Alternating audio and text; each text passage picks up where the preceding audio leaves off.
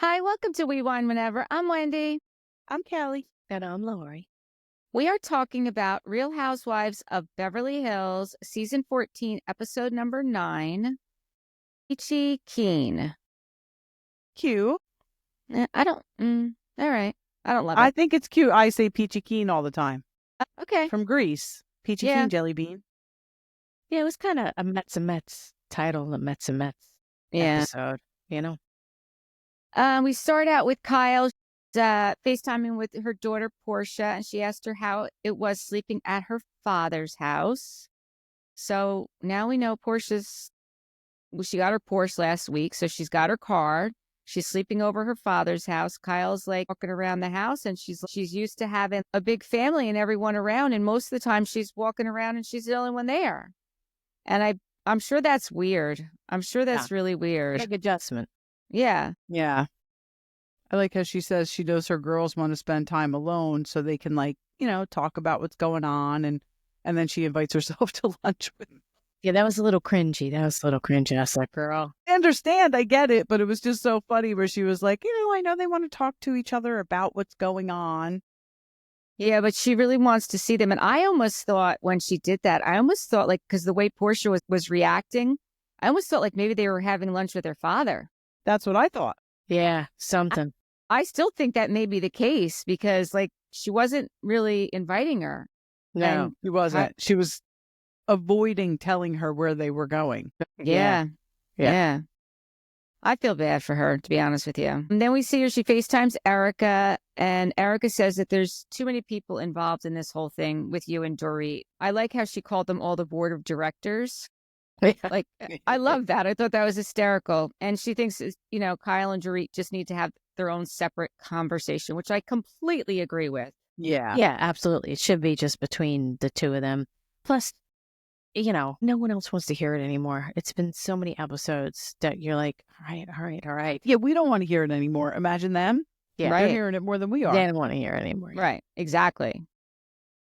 And then Dorit meets up with Bose, and Bose asks Dorit if we should talk about what's going on, how she's feeling. And she's saying that in her confessional, Dorit's saying that Bose is like her new person, like this is her ride or die.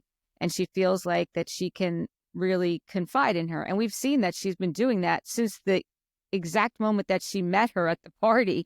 She just blurted out her whole business, right? Yeah.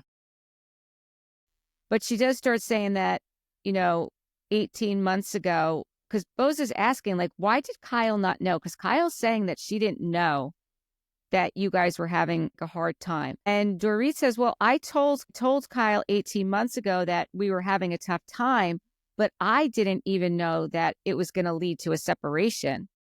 So I think really that's kind of what Kyle was saying. Not that she didn't know that they were having a hard time, but like there was that conversation we saw on air where she said that they're having a hard time, but then she didn't hear anything because they were in a bad place. And then all of a sudden they're separated.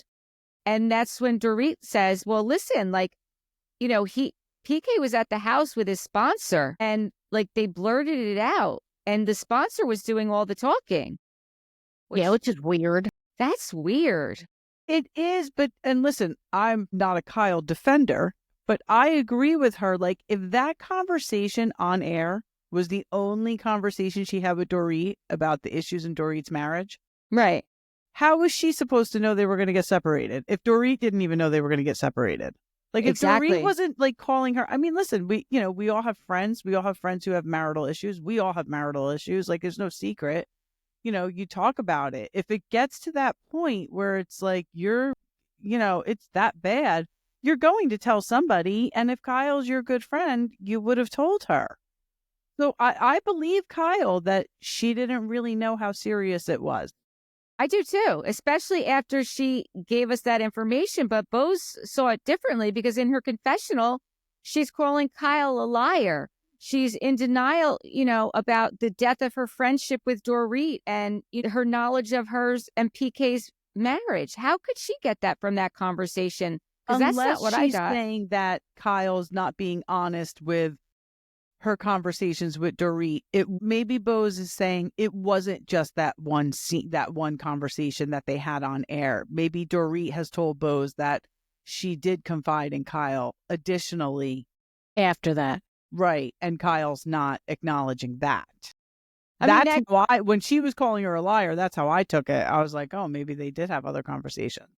Well, why wouldn't she have said that? Like, why wouldn't we have seen that on camera? Because that was the whole point she was trying to get at when she's asking her that. Yeah. Yeah. You know? I don't know. I mean, I don't know. I thought that I was very surprised to hear that, one, she was blindsided by it, and two, that the sponsor was there and kind of suggested it. Yeah, leading the conversation in that track. Well, that tells me that PK had a conversation with his sponsor and said this is something he'd be interested in. Right. Yeah, definitely. I don't think the sponsor would just blurt it out had it not been discussed. No, that was a previous conversation. But I mean, come on, don't be a man. Right. You want to get separate from your wife, then strap your balls on and you tell her that you don't do it through your AA sponsor. Stop it. Yeah. No. And it's interesting. I mean, God bless PK for being in recovery, and he seems to be doing well. And getting a sponsor is obviously a huge part of that, and having accountability. But he doesn't strike me as the type of guy that needs somebody else to say something to his wife for him. Yeah, I don't know what was going on with that. Yeah, and did you see that in the after show, Dorit said that he no longer has that sponsor because something happened when Dorit was flipping out in the Sprinter van. I forget what argument, because God knows there's fucking tons of arguments. What argument was going on? And Dorit was explaining that during this time, one of the reasons why she got so charged up in the argument is because at this time, they must have been away somewhere on a trip in the Sprinter van. And so something happened with the kids, with Dorit and PK's kids, when Dorit was away. Something happened where the sponsor got involved in something. And she said PK realized that the sponsor had stepped out of bounds. So he got rid of the sponsor. It's someone he's still friends with, PK. But that person is no longer his sponsor. He got a new sponsor. He has a new one. After some altercation that happened where, like Dorit said, something happened where he overstepped in his involvement in regards to the children, the sponsor. I mean, getting new sponsors, it happens. There's a million different reasons you could. So good for him for getting a new one. I'm sorry that happened, but wait, that is the same sponsor that overstepped and suggested that they separate. I mean, that sounds like a big overstepper. Right. A big overstepper. Right. Yeah. So you know what? Now that I hear that, maybe they and PK, I don't know if it's man or woman, they and PK did not have a conversation about separation prior to him dropping it on Dorit when they were at the house. Maybe it was the sponsor trying to think that they're a therapist. Right. And like, oh, maybe you guys should spend some time apart. And right. It was interesting because when Dorit was saying how that she hid a lot of PK's behavior from other people. And that can make you a little bit bitter. And I have to say that I have, not in the same way, but I certainly have been guilty of that sometimes in my own marriage, especially with my kid. Like there's a lot of times where you just don't tell them things. Yeah. Necessarily. Yep. You know what I mean? Yeah. And then you're get pissed off. So it just doesn't serve anybody well ever.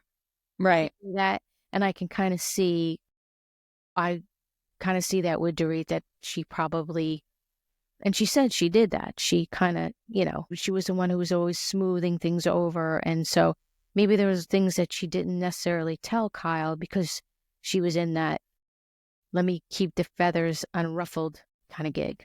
Right. I mean, that's very possible. It is very possible. The next thing we see is Garcelle is talking to Sutton on the phone, and they're going to dinner with Kyle and Erika and Garcelle and Sutton. Kyle invites them to dinner, and it's the night before they're going to go to Garcelle's beach house. And Garcelle and Sutton are saying that we're having this conversation because Kyle wants us on her side because she's at odds with Dorit. It was a very strategic move by Kyle. Yes. Preemptive strike. Yes, Right. preemptive strike. So the ladies meet up at Arden. I wrote down that this place was absolutely beautiful. The Did it not look like flowers. Villa Blanca? It looked way more beautiful than Villa Blanca. It did look more beautiful, but it reminded me of Villa Blanca. Those Very flowers and the decor. I was like, I want to go there. I have to put that on my list of places I would like to go. Yeah. I thought it was interesting that Garcelle showed up first. So her and Kyle are sitting there together. And, you know, those two have never really, they just never hit it off. I mean, they never did. Nope. Remember Kyle said she didn't donate to the charity? Yeah. I mean, this goes way back to Denise Richards. Yeah. Yeah, no, you're right. They do okay in a group, but one-on-one, there's like this. Yeah. This underlying thing. I watch it on Peacock. On Peacock, they put on a commercial in a Jeep for Jeep. It's Dorit is in the Jeep. Yeah, with the chick from Sold on. Salt Lake City. We had that commercial too. I didn't know if you guys had that. I thought it was because cute. I didn't know who the other girl was at first because quite honestly, she looks like Bronwyn from OC. That girl. She's not blonde, but her face, I'm like, is that Bronwyn from OC? And now Old she just has OC. dark hair. Yeah, old OC, yeah. And then it clicked. She's from Sold on SLC. Yeah. Yeah, I saw that. What really would have made the commercial amazing is if Dorit was smoking a cigarette while they were driving. Great. Yeah. Come on, Bravo. Get your shit together. Or Jeep, whoever the fuck it was. Yeah. By the way, we were talking about commercials. I keep seeing that Lisa Barlow commercial It's all so the time bad. now. I watched it. Me too, and it's so bad. I've seen it on Peacock too because I started watching Peacock. They keep playing that same commercial on Peacock. Terrible. I'm glad we all agree about that. Terrible. So then Sutton arrives and Erika arrives to the Arden. What? I love Sutton's purse. Did you guys? I didn't notice it. Oh, delicious. Well, what did it look like? Yeah, what did it look like? Put a picture of it up. It is awesome. Okay. So Kyle, they all get there and Kyle gives a big apology. Well, Sutton says, you know, what are we doing here? Why are we here? You know, Kyle says, I want to apologize. You know, I want to apologize. She is, when she's talked before that happened, she's talking to Garcelle and she's like, listen, my whole life is being scrutinized. My marriage is being scrutinized. My sexuality is being scrutinized. And now my character is being scrutinized. And Garcelle says, well, that really seemed to trigger you. Is it because it's your character that's being scrutinized? And she's like, yeah, you know, I wouldn't that's what bothered her the most is that it was her character that was being scrutinized. Here's the thing, though. You want to complain about your sexuality and your marriage being scrutinized? Stop putting shit out into the media. You're the one putting it out into the media. You're the one taking the pictures with this Morgan chick. You're the one putting out statements about your marriage. Show. Tell everybody to fuck off and mind their own business and stop putting shit out there. And nobody will scrutinize anything. Hey, she chose to be on a reality TV show. Exactly. But even that aside, like what you're doing off camera when you're not filming, that's when all the pictures of Morgan and her were coming out. That's when all the stories about her and Mo were coming out. She was putting that stuff out there. Stop talking to the media. I don't think she was putting that stuff out there. Well, she was living her life. They were putting statements out and she was posting pictures with Morgan on her own social media. I mean, I did think it was interesting that she was saying that, you know, like, I don't need to be questioned by these housewives. Like, that's not something I do. And then all of a sudden they show all the clips. Yep. Every time. Since 2010, she's been doing it.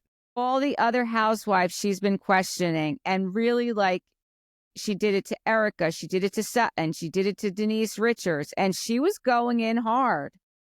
And I would love to hear her side of that. Like, after she saw that, like, you know, when you're living it, you don't remember it, but I didn't remember she did all those things. And then all of a sudden you're like, oh, wow, yeah, she's doing the exact same thing she's upset with them for doing. Yeah. So you can love or hate Sutton, but Sutton is 100% correct saying, What you need to apologize for is holding everybody else to a higher standard than you hold yourself. You think you don't have to be subject to this, but the rest of us do. And I'm watching it and I'm thinking to myself, boy, man, Kyle, you piss somebody off in production. Somebody in production is like receipts, time. Yeah. Yeah.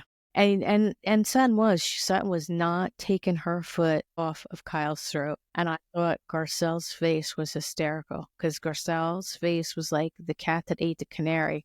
She was just like, yep.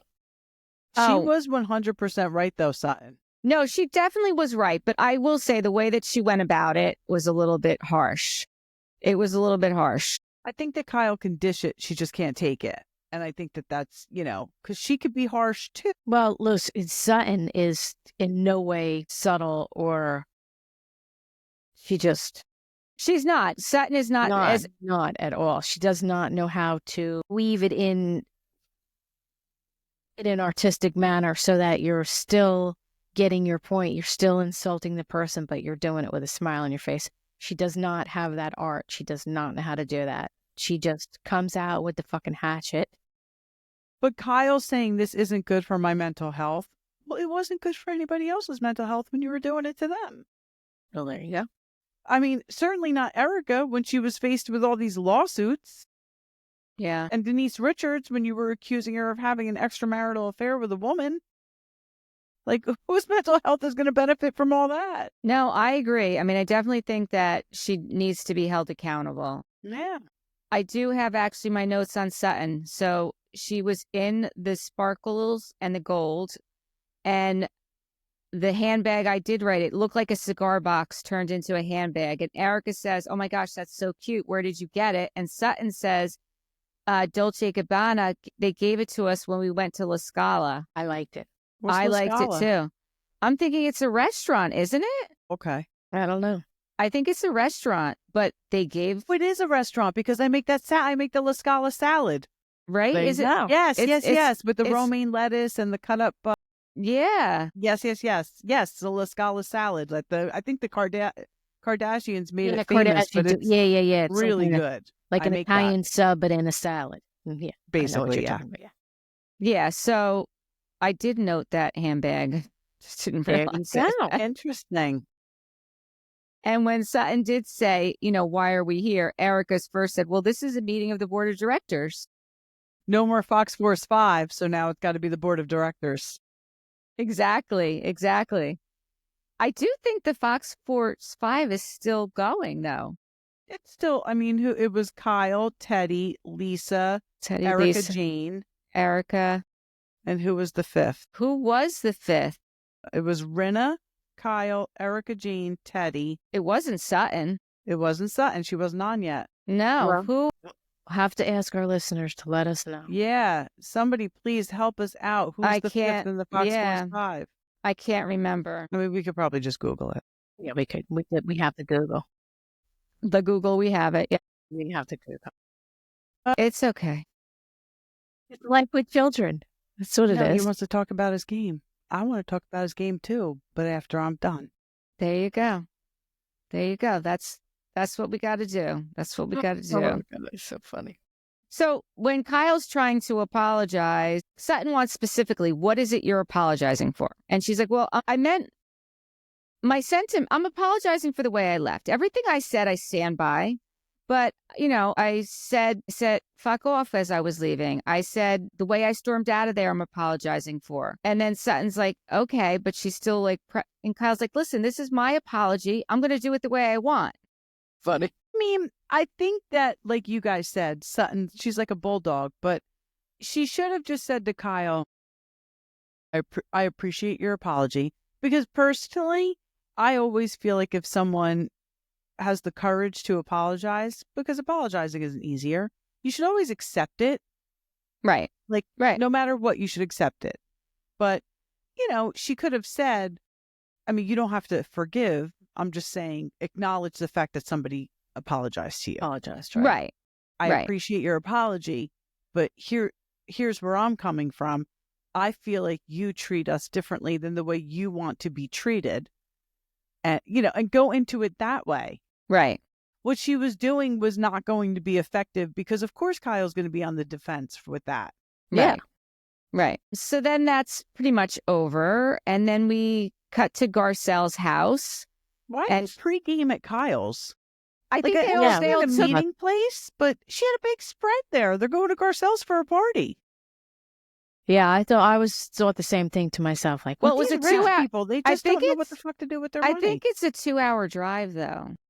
Okay, so they needed a little snacky poo. I mean, I would appreciate a snacky poo before a 2-hour drive. Yeah, I think it's a 2-hour drive. Okay, so Sutton was really rude, though. My God, really rude to Dorit. Like, so rude. I know Dorit is long-winded. I get it, but again, like, learn the art of conversation, son.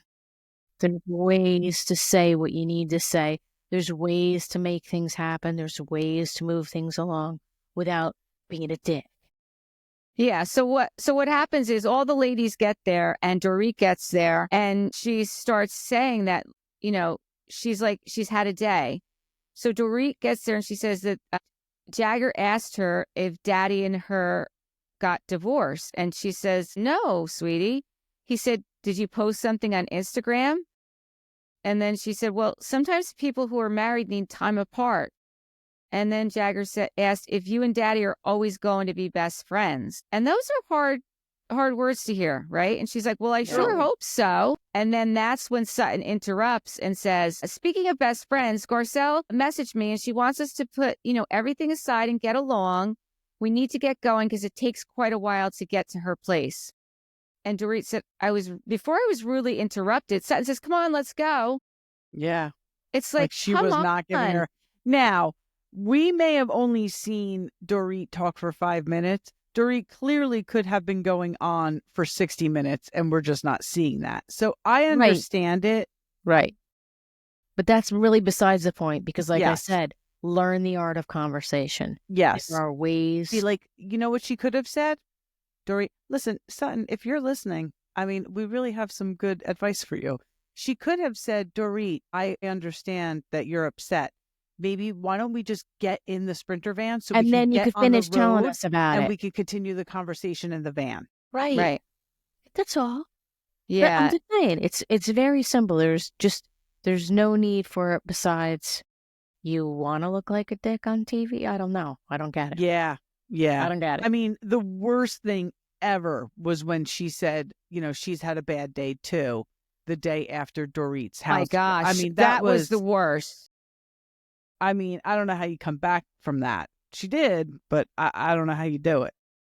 I know. I mean, Dorit even handled it very well considering. And she just says, you're a strange pumpkin sometimes. Yeah. And it's true. I mean, at least everybody else was on Dorit's side. She's pretty fucked up. I mean, they went along with it, but they were like, that's fucked up. Uh-huh. Yeah, I mean, it definitely was. Before they get there, we see that Garcelle's got an event planner there and a bartender. And I love that these women have these event planners for people coming over to their house. Yeah. Right? I love it. I do too. And it was absolutely gorgeous. Her house is gorgeous, but that beach setup. Yeah, that's what I'm talking about, the beach setup. Now, I will say this about the beach setup. I have one thing I got to say. Two things. Right. First thing is, you could have gotten the furniture. I know it's on sand, but it looked all wonky, not leveled out. You could have if you go to this beach and you put your chair in the sand, you got to shimmy it and you got to it was just all. And then roam the beach a little bit and make sure there's nothing nasty. You should have found the dead bird beforehand. How funny was the dead bird, though? The dead bird was great. How did you find a dead bird? What happened on New York. I know. Here they are in fucking Malibu and there's a dead bird. Ubo, what are you going to say about that? Right. You going to tell them not to go into the Pacific Ocean? No. Funny. You're not. I thought it was funny. So funny. It's hysterical. Before that happens, when they arrive, Garcelle has comfy loungewear for each of the ladies to wear. I was thinking about this. I want to do a PJ day on the beach. No. Why? No? I thought it looked fantastic. Put your listen. and go sit on the beach.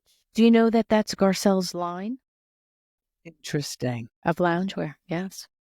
Well, I'll check that out. I love Garcelle's style. Well, Dorit in her confessional said, she just spent hours curating her outfit to put on some pajamas. But it was black pants and a white shirt. What are you talking about? I'm going to Dorit, I know. Yeah, I mean, it's not like some big involved thing. I'm going to be a good sport about it, though. She did it. She just said it in her confessional. She didn't say it there. It was just in her confessional. But then Garcelle sees this Dolce & Gabbana box, and she's like, oh, what is this? Jennifer says, it's for you. And she opened it, and it was a Dolce & Gabbana blue and white toile toaster that matched her outfit. So cute. I mean, what are the chances that she happened to be wearing that outfit when she's getting that? I'm sure they had a conversation prior to this scene. I don't know. She seems surprised by that toaster. You know how much that toaster was? Yes. How much was it? $700. $700. Oh, yeah, it did say that. It was $700. That's right. Did anybody catch the ocean spray grapefruit juice she had there for Sutton? I did not. There was a bottle of ocean spray sitting product placement. Well, and Sutton goes nowhere without her ocean spray grapefruit. Right. So mixed with her vodka. Right. But when the toaster's revealed, Erika's standing there clapping, and she's like, I don't know why I'm clapping, but clapping for the toaster. Here for it. She's like nothing Jennifer can do now will surprise me. Like, she shows up.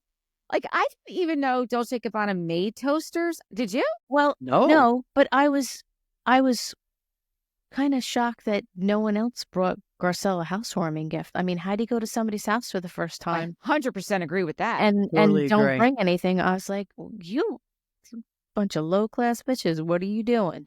Totally agree. I completely agree about that. What's up with that? Yes. Yeah. No, I completely agree about that. Now, Sutton said on the after show that she did not feel bad for interrupting Dorit's story that could have just been told at Garcelle's. She was probably going on for a very long time. No, but still, she shouldn't have interrupted it. I know. I feel like, and I'm not here to defend Sutton, but I mean, she doubled down on it on the after show. That's what I'm saying. Come on. Yeah, come on. Admit that it was bad timing. Yeah, do something. They take the golf carts to get to the beach. And like we said, when they get there, the beach setup is, again, beautiful. The flowers, the tables, they had blankets for everyone. They had blankets and towels, and then they had comfy chairs, and then they had tables and dinnerware chairs, and it was beautiful. Yeah, it was. They had a bar and a bartender. Mm-hmm. I mean, very hot bartender. Very hot bartender. Yeah. Yes. So Kyle goes. This is what you get in Beverly Hills. Yes. Because everybody's trying to get into the business. So you get the best looking people just doing this, all the menial tasks. Yeah. All the regular stuff the rest of us assholes are doing for ourselves. Mm-hmm. Yeah. I think we need to take a trip. We need to take a trip. Yeah. I would like to go to California and go to little Beverly Hills, Malibu. I think we should take a trip. Yeah. Go visit some of these places. I mean, we'll do it with our budget. Yeah. So, we'll just take our, rental car to the beach and bring our own chairs and towel. Right. But still, we'll do it, right? Yeah. Let's figure it out. do it. I mean, we don't have flowers at the beach, but maybe we can stop at Whole Foods. We can stop at Whole Foods and get some Trader Joe's is beautiful. There you go. Beautiful flowers. Stop at Trader Joe's and get some flowers on the way and put them in a basket. We'll get a basket too. Take our own little picnic on the beach. We'll go to Goodwill, get the basket. Oh my God. Goodwill really doing it our way. I want to go to Goodwill in Beverly Hills because they probably have some good stuff. That's good stuff. That's what we got to do. Do but they then even you have a Goodwill? Then you got to schlep it all the way back or mail it and then forget it. Then you're not even getting a bargain because you got to pay for the shipping. No, I'll get it home. Don't you worry. I know a thing. It's called Pirate Ship. Yeah. I'll get it home. Yeah. I'll teach you about that. Okay. So then Kyle goes up to Dorit while she's at the bar and says, can we go have a little talk? And I'm glad that, they go and sit down and talk, and Dorit starts. And she said, do you want to start? But Kyle's like, she didn't really answer. So Dorit starts and she said, first and foremost, do you consider us friends? And Kyle says, yes. Do you want to salvage our friendship? And Kyle says, yes, I do. She says, do you? And Dorit says, very much I want to salvage it. When you wrote PK and you said, I never repeat, when you wrote that, you never repeated anything that you said. I know that you were making him feel safe with you, but I know that that's not true. Like, I know that Dorit says, it's okay. I know that he could talk to you and wouldn't repeat it. It's okay. Kyle says, hold on. That's my way of saying I'm trustworthy person and I don't repeat things. Dorit says, are you my friend and your loyalty is with me or with him? Well, Kyle says, well, obviously it's with you. But Dorit was saying that I know what you were saying to him, that you're not going to repeat things to Dorit. Yeah, that's how Dorit's reading it. Because of what she said, that she knows that PK and Kyle would have conversations about her at Kyle's house. Because PK would come home and tell her, but Kyle doesn't know that, so she's not fessing up to it. Right. And she said, I know but I'm okay with it. I just want to know, like, are you going to pick a side? Like, and is it going to be me? Because if you're going to pick a side and it's going to be me, then, we can move forward with this. And, they both can, they both want to be in a good place. They both want to forgive. They want to move on. Because honestly, how much longer can we talk about these text messages? Oh my gosh, this is ridiculous. Right. No longer. Right. But did you see now that their Dorit and PK's son is in the hospital? Again? No. And Kyle said that she sent Dorit a text and then she sent a separate text to PK. What are you doing? Send a group text to PK and Dorit both at the same time, thinking of, Jagger, whatever, blah, blah, blah, blah, blah. What are you doing?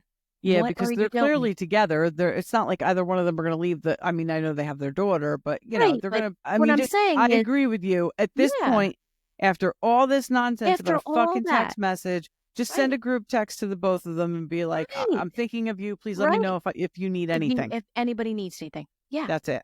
But wait a second. How do you know that she sent separate texts?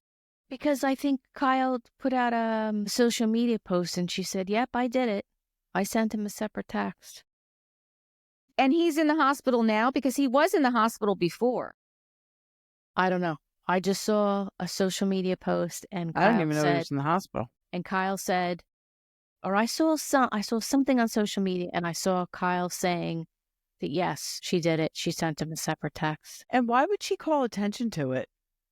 Weird. You know what I mean? It's bizarro. I don't know. That is weird. I did not PK and Dorit's. I did no, because I remember at Christmas time. It's probably again. That's what I'm saying. Like that's. Yeah, I think it's again. What happened? I don't know. I didn't get that far into it.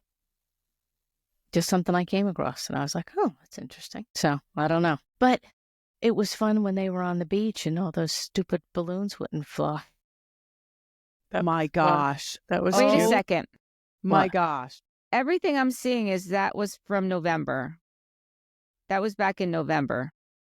Well, maybe she's getting heat for sending two separate texts, and now she's commenting on it. I don't know.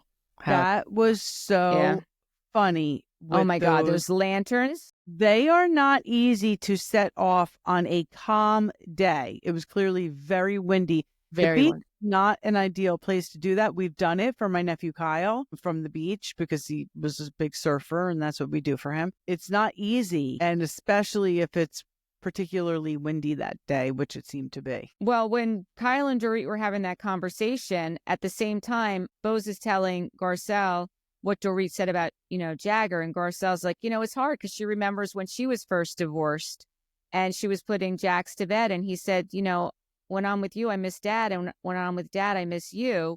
Mm-hmm. So she could kind of relate to that. And then when they come back to the table, this is what I wrote down. It is so windy on the beach. Like, it's ridiculous how windy it is. They're all wrapped up in blankets. They're all covered up in, I thought they were towels, but maybe they were blankets. And then Garcelle says, let's play a few games. Oh, stupid.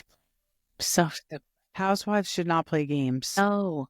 Stop. Haven't we established this already? Yes, a million times. And then it was, what would you do for $1 million? Yeah, how far would you go for $1 For $1 million? million? What's the And worst they're all thing like, you would that's do? too low. Right. And then 20 million. Bo says, what if it was $20 million? Oh, Garcelle, I've done it for less. Erika says, where do we sign up? Bo says, what if it was your man? Erika says, yeah, no, I want the money. And then Dorit says, well, Erika's never been in love. And Yeah. Erika said that. But Erika has said that. I know. It was still just a bold thing to hear, I thought. Yeah. And that's sad for her. It's That very is sad. sad. That's what I'm Very saying. sad. It's very sad. And Erika has said that. Like, she's never been in love. And it explains a lot. To be quite honest with you, it explains a lot. Yeah. You know? And then, I don't know how this came up. Then they asked Jennifer, and she says that she's in love with her man. And, you know, and she was in love with her husband. She said very nice things about her ex-husband. Yes. Yeah, he was her ex, right? I know he has passed since. Yeah, but he was her ex. Yeah. Yeah, she said very nice things about him. Yeah. It was funny, though. Then they're trying to do their wishes in the lantern, and Kyle's trying to get the paper lantern, and she's on the ground. And they're like, oh, no, the wishes are going away. And then they see the dead bird, and then they just all start. They pee their pants. Yeah, they just start running off the beach. I mean, it was hysterical. I thought it was hysterical. It was nice to see them doing something other than arguing. Yes. Yeah, exactly. And it was nice to see Kyle and Dorit have some resolution and agree to move forward. I'm always happy to see that. I don't know if you saw online, but another housewife-related situation is, A$AP Rocky is on trial right now, and Rihanna is there.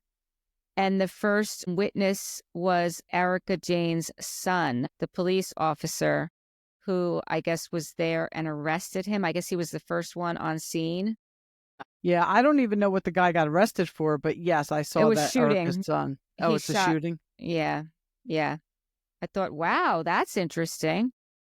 I know, and people are like, somebody who wanted to stay out of the media. He's doing his job. Yeah, he has to appear. Exactly. If there's a subpoena for his testimony, he has to be there.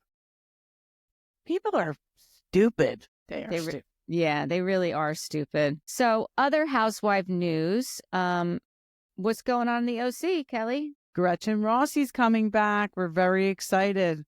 I'm excited. I want to see the interaction between her and Heather Dubrow. I don't really care about the interaction between her and Tamara because, quite honestly, I think Gretchen can eat Tamara up. I'd like to see that. That is what I would like to see. And I think we will. Yeah. I'm just curious to see. I'm curious to see if Heather and Tamara, and who else was it? I feel like it was Heather, Tamara, Emily. Kind of Emily. Yeah, I mean, trio thing going, and I'm not here for it, Emily. You're too smart. You're too smart of a girl for that. But I'm curious to see where Heather and Tamara are going back into this season with Gretchen coming back. How funny, though. I wonder if she's coming back as a friend, like Alexis. Yes, she is coming back as a friend. It is a friend. I wish they would give her a damn orange, though. Well, they're probably just trying her out, see how it goes, Yeah. We shall see. It's a good way. I think it's a good way to introduce her back in. Yeah. Melissa's podcast was good with Dolo. You and I both listened to that. I love Dolores. Every time I hear her talk, I love her even more. She is so real. She talks about everything. She was talking about her plastic surgeries. She was talking about her heart condition, her AFib. She was talking about her son, Frankie. That was interesting.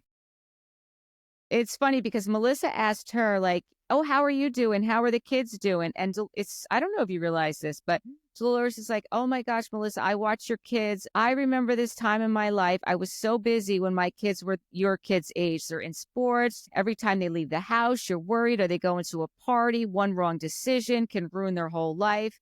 And I'm like, wait a second. Melissa asked her the question. And now she's like, and I thought, she's a pro in every way. But then she goes on to say, I remember when Frankie, when he was 16, he got arrested.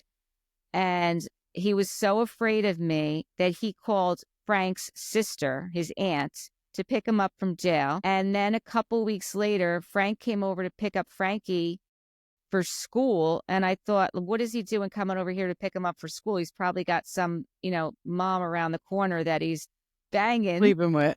Yeah. And it turns out he was taking him to court. And Frankie Jr. got to court and he passed out. And Dolores still doesn't know any of this. She knows nothing about it. Nobody has told her anything. And Frank waited for Frank Jr. to be away at camp, and then finally told Dolores what happened because he knew how mad she was going to be. And I was like, she is gangster. I love her. Me too. I so love her. I wish anybody was as scared of me as they are of Dolores. I know. Nobody's that scared of me. I know. And her kids are awesome. She's got such good kids. She's like, you know what? They call me now all the time because, Melissa's saying, oh my gosh, we have kind of the same situation. But for the big things, they're more afraid of Joe than they are of me. But I micromanage the day to day. And it just was good hearing them talk about what it's like just being a mom and living in New Jersey and having kids being normal and being honest about what we all go through. Right. Like we're there. Like we're in that time right now with 17-year-olds. Like it's not easy, man. No, it is not easy. It's not. And you just have to let them, do the right thing. But, kids are dumb. They make stupid mistakes. And sometimes it's not even them. It's the people that they're with do the stupid things, and then they get wrapped up in it. Well, yeah. We know all about that, kids too. Surround themselves with good people, but... Yeah, but even if they are good people... They are good people. They just... Right. They make stupid mistakes. Yeah, exactly. Because they're kids. Yeah. They're impulsive. They're like, oh, I can do this. What does it matter? Like, they just don't... They're invincible. They don't get Listen. Right. Their brains are not fully developed yet. No. We keep trying to tell you this, children. So, yeah, that was a great podcast. That was a good podcast. And Melissa said that her Valentine's Day sprinkle cookies are available. So anyone who didn't get them the first time around, you can get them. They were good. Our review is going to be posted when, Laura? Sunday? Sunday, yes. Yep. Big sprinkle cookie review from the We Wine Whenever girls. Yeah, I'll give you a hint. We loved them. We did love them. We had wine and cookies, and it was good. Yeah. Yes. They are not crumbly. They are super soft, which is how a sprinkle cookie should be. Yum, yum. Another big Bravo news. So last weekend in New York, I'm not sure if it was Friday or Saturday, but a city winery, they were doing a fundraiser. I didn't realize this when I was sending you all this information. They were doing a fundraiser for the fires in California, and there was all these like Bravo celebrities and people there, and Joe Gorga was there doing comedy, and Kyle Cook was there, and a bunch of other comedians were there.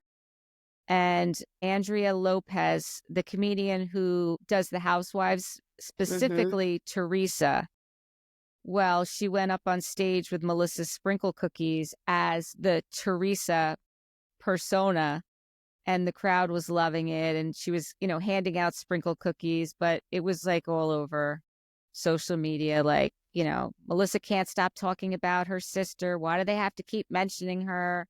Listen, I got to be honest with you. I wish they didn't have her on, and I'll tell you why. Melissa doesn't talk about her sister-in-law. Joe does not talk about his sister.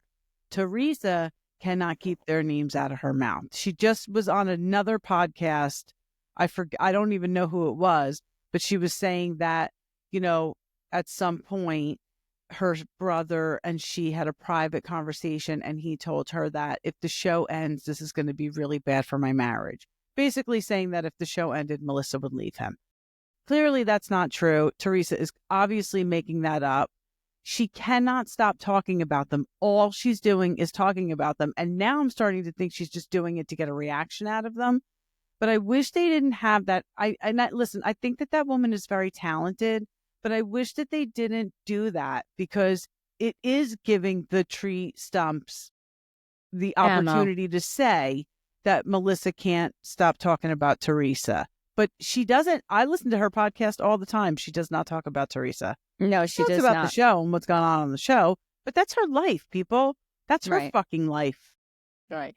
So, I kind of wish they didn't do it. Teresa's doing a lipstick line? Yeah, apparently. And I am a lipstick whore. Yeah. You couldn't pay me to wear her lipstick. Lips by Teresa.